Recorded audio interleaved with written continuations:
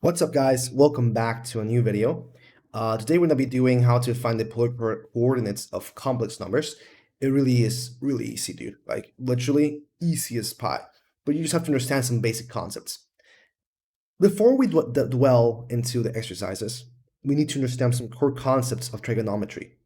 So let's go take a look at that. We have, in this case, the trigonometric identity, sine, cosine, tangent, with their respective, identities. And I'm going to explain to you where they come from and how they work. So if you know this, just skip it. But if you don't. So let's proceed. So this is the formulas for sine, cosine, and tangent. And these are really, really practical. Now, before we continue, you're going to ask yourself, what's CO? Well, CO is basically the way to write it in Spanish. That translates to cateto, opuesto. And I'm already used to write it that way because I learned it that way in Mexico, so whatever. But if you want to translate it directly to English, it's opposite cathetus. So we would normally write OC instead of CO. Same thing, adjacent cathetus, but you get the idea. The cool thing about these functions are that we can work around a triangle depending on what angle we have or what sides we have. So for example, let's say we have a triangle, and let's say, let me just erase this. Let's say we have the following triangle with the following angle, right? And we know that this side over here is the length of 3 meters, right? But we want to find, I don't know, maybe we want to find the length of this guy over here, and we don't know it, but we do know the angle. Well, it's quite easy actually. To find this, you're basically going to take, well, you're basically first going to write what each side is.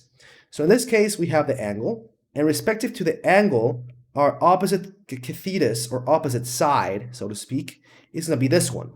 So we're going to write here CO. The adjacent one is going to be this one over here, right? And the adjacent to our angle, that's going to be CA. And over here, it's basically hypotenuse. Hypotenuse? Yeah, I think that's how it's pronounced.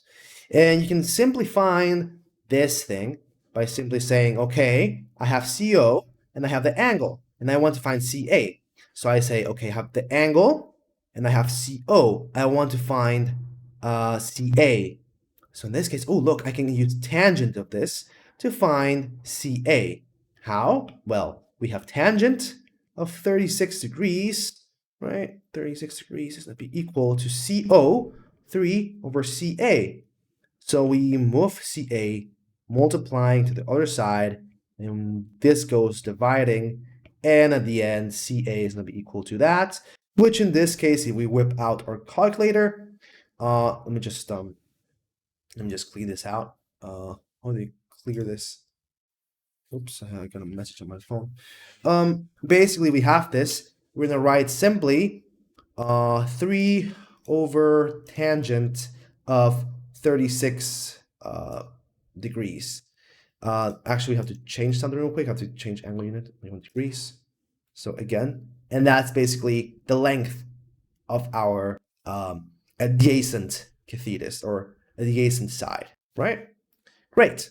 So now let's continue with the actual exercises. This will come in handy. So in the exercises, we're given always, well, in this case, we're going to do 1. We get this 2 to the 5, and this 2 to the 5 is basically our real part, plus a 0, that's the imaginary part. Actually, let's take another exercise, because this one is not a good example of what we're doing. Let's take an example in this case. Let's take number 4. Let's take 4. 4. I plus 1, which is pretty simple, right? I plus 1, we can directly note that the imaginary part is this, and the real part is this, right? So if we take our little graph here, we can simply write here, hey, this is 1 unit to the right, because that's our RE, and then 1 unit to the top, that's our imaginary, right? So that means we have a point over here, right? As we can just get there, so. Now, once we have that, we're going to write a line from our origin over here, right? That's disgusting looking. We'll just do that. Yeah, that's basically that. And that's it. That's how we normally do it. But they're asking for the polar coordinates. What do they mean with that? What's the polar coordinate? Well, the polar coordinate is basically just the length of this little line here, this little pink line. We want to find the length of it. So we want to find the length of that, right? And we want to find also the angle respective to that.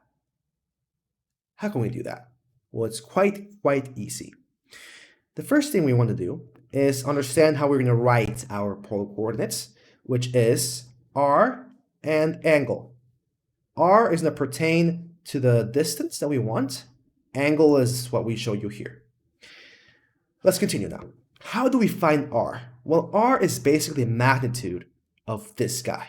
And to find the magnitude, we already checked in the first video that it's going to be denoted as so, right? And this is basically equal to 1 squared plus I, which is just 1 in this case, 1 squared, right? This is going to be equal to square root of 2 in this case, because 1 squared plus 1 squared is just 2. And this is basically going to be our r, so to speak, right? So r, we can simply say is square root of 2. Now, how do you find the angle? Well, the angle, right? The angle is quite easy. That's where our tangent comes in. The angle is given by tangent of b over a. Arctangent, sorry, no, not tangent. It's going to be arctangent of b over a. That's also denoted as tan to the minus 1 b over a. That's the same thing. Now, why? Why is that so? Well, if we take a look, here we're building a triangle. We're just building a triangle here, right? So if you put it here, right? We'll just put it like nicely, so it's neat, nice. And we already have, when we want to find this angle here, how do we find that? Because it's the angle we want to find, right? Right here. How do we find that? That's going to be delta, or whatever that is, theta, whatever that is. So that means we're basically going to take, we're simply going to do the following. We have our opposite side, adjacent side, right? And that's what we have right here. We have the adjacent side and the opposite side. This is basically the opposite side as well. It's a bit confusing because we have two lines like this, right? And you're like, whoa, how is that? Well, if you just take a look at this, you can simply just move this line over here, and it's basically the same triangle. That's what we have in this case over here, right? And this is the hypotenuse, so to speak. So once we have that, we just want to find the angle, right? So it's quite easy. You just take tangent of angle is equal to COCA, and we just move the tangent to the other side. That will amount it to tangent to the minus 1 COCA, or in this case, arctangent of B over A. And in this case, we have the same thing, right? That's where it comes from. So now we can simply write arctangent of B, which in this case is going to be just normally, remember, just always remember, whenever we have complex numbers, this is the structure we have, right? Set is equal to that. So we just only take our A, our B, and we put them here. So our A in this case is the real part, so it's going to be 1, right? And then the other part is 1 as well. And that's pretty much it. So if we take a look at what we have, let's take the calculator out once again. And just do 1. Turn on, okay? We're going to do arctangent, so shift tan, right? 1 over 1, close it, equal 45 degrees. So we can simply say that this is 45 degrees. If you want it, remember, if you want it in radians, you do shift menu, you go angle unit, and you do radians, and it's equal to pi fourths. right? That's pi fourths. It's as easy as that. So yeah, that's pretty much it for this example. No. However, sometimes, just doing this little trick with a calculator will not work. It'll give you the angle, but it'll give you the wrong angle. Why? Well, let's take a look and find an example here. If I remember well, we had an exercise earlier, right, in our Aufgaben here. We take a look at this, guys. Is it this one? Mehr komplexe Zahlen, no, it's irgendwie Blatt 2. So in this case, for example, this here, right? No, let me just try to find a good example here. This pi halves. Yeah, do 0 and minus 1, for example. Let's do that as an example here. So let's go back to our Aufgaben. And let's take, for example, yeah, let's take 0 and minus 1.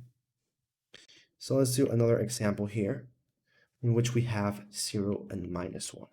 Now, this is not polar coordinates. These are not polar coordinates. Rather, these are like x and epsilon, meaning this is more like the real part and the imaginary part, right? If we have that, it's pretty simple. We just find the r first, which is going to be 0 squared plus minus 1 squared, which is going to be basically 1, right? So r is 1. I forgot to write the solution for this one, actually. The solution would be just r and that. So it's going to be r, it's going to be square root of 2, and it's going to be pi fourths, right? There. So we have our r now, and we can do arctangent now, simply of b over a. So it's going to be b minus 1 over a. That makes no sense. No, that can't be it. Hold on, Chief. B over a. Am I correct here? Yeah, I should be correct, because this is, we can visualize it like so. We have minus 0, minus 1, so it goes minus 1 over here. And then we have 0, so it just stays there. So the angle is basically just, yeah, as you can see, sometimes it doesn't work, this formula here. It just doesn't work. But if you visualize it, it's easier. We know that this is pi halves. We know that this is pi, and this is 3 pi halves, and this is pi 2 pi, right? Because it's pi half, pi, 3 pi halves, and then pi, right? Well, we can simply just find this by saying, hey, this is basically just up until here, which we can simply say it's 3 pi halves. So we can say that the angle is basically 3 pi halves, or it can also be minus pi halves. So it can be minus pi halves. So that's one case where it doesn't work because nothing can be divided by 0. So we take our calculator, bro. If we take our calculator and we write, how do you clear this? Just AC, yeah.